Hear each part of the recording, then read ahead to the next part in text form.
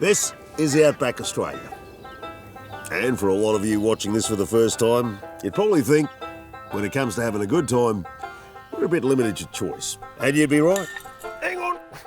Come on. Because when it comes to fishing, well, we don't get a lot of real action in that department. Bloody thong cod! And when it comes to our boats, none of them are seaworthy. And this is about as close as we get to surfing. Hey, boy! But there is one thing we do have in every direction around here that is common and accessible to all of us.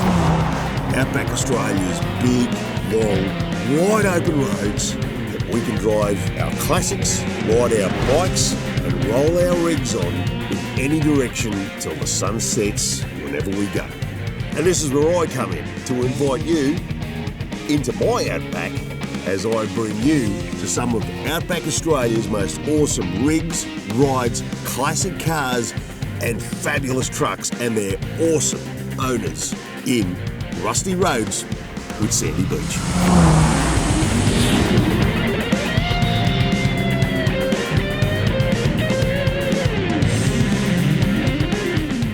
When we last caught up on Rusty Roads, we were rolling up the doors on old Boldy's untamed 500 horsepower Chevy Camaro Z28 SS Coupe.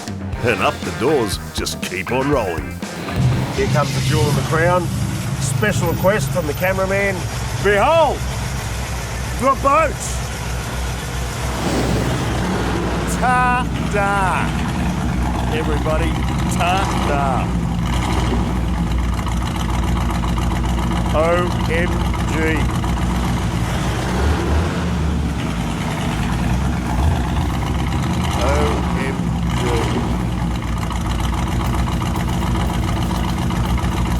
Come on out and tell us a little bit more about this. How often do you go fishing in it? When the fish are biting. They'll all be biting. That's They won't Friday. chop at the bit to get to Not this. every Friday night. All right, I know nothing about boats. I am completely at the whim of Ships or boats? Ships of the Outback Desert. Here it is. All right, tell us all about it. Okay, this one here, this is the first one, this is when I got caught the bug, 6 years ago. This started it all. This started This it is all. where the cancer set in, folks. This is where it usually does. Yeah, so this one came out of Virginia, a little town called Belton, and a lovely old gentleman who'd been in the hot rod scene for old Ronnie. And again, it was as you saw it, where you bought it, and it arrived like this. The paint was 9 out of 10 with it. I'd call it a 12 at my glance, but then I'm looking through sunglasses. Actually, I worked on it for 2 years. What did you have to do?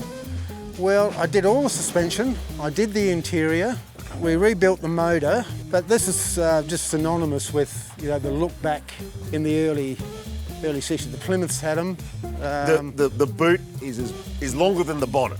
Yeah, well, you can put the footy team in the back. Yeah, especially if they're not part of the racketeering, the mob, mate. It's got a bit of gear in there. Look at this. So yeah, you can sneak the football team into the drive-in. Yeah, Mark, this is honestly, Ollie, this is amazing. This is incredible. All right, specs. Let's go through the specs. Okay, these ones here. Chev brought out the 348 motor, which is first of the big blocks. Okay, even though it's smaller than the 350. Oh wow! That's 2 briefcases. they're 2 stainless steel briefcases for rocker covers. You can see why they call it a W series. Oh! See the W? Yes.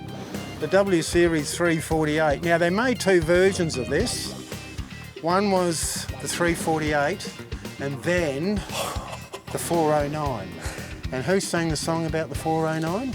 Son, till the daddy take. Okay. Same guys. Same guys. The Beach Boys, everyone. The 409. Now, there's a couple of things that are not factory, which would be the aluminium radiator. The radiator, okay. Right. The original rocker covers were pretty bland. Yep. Okay. Yeah, you got that done. You did that. Yeah. After it came in.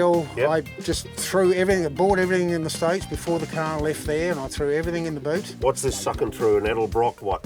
That's a Performer. Okay, so about, well, how many CFM we're talking? I think it's a 4150. Just a note to anyone in OPEC over there, you can start sending him love letters here for Christmas as well, by the way, because I think what he starts this up with would run a Hyundai for like a year. All right. What year? This one's a 1960, so I've just given my age away, 1960. Okay, you're still better looking than me. And the transmission, are we talking manual, auto? Yeah, no, it's only a 3-speed. Auto? No, it's a... It's a manual? It's a manual, yeah. So with the interior, you can just buy the lines. You know, you whip the old ones out. The springs are a bit rusted and all that, so you blast them, you sandblast them, and you put the new foams in there. All right, as we all know, I've got a bit of a fetish with the horn, right? So I just want to know what a horn sounded like back in the day. Actually, I bypassed the one on there. That's not working. Right, so, so we press that one there. And that one, okay, let me press that one there. That's pretty standard, I don't mind that. It's a bit gravelly. Well, you got something else? And then Ronnie, it's the only thing I kept on the car because it was a little bit different when old Ronnie had it back in Virginia. But he had this little horn that he... There's so many lines in this one. And Ronnie's about 70, you know. So, but he had this horn, and it's not quite Ronnie, but anyway. Ready? Stop it!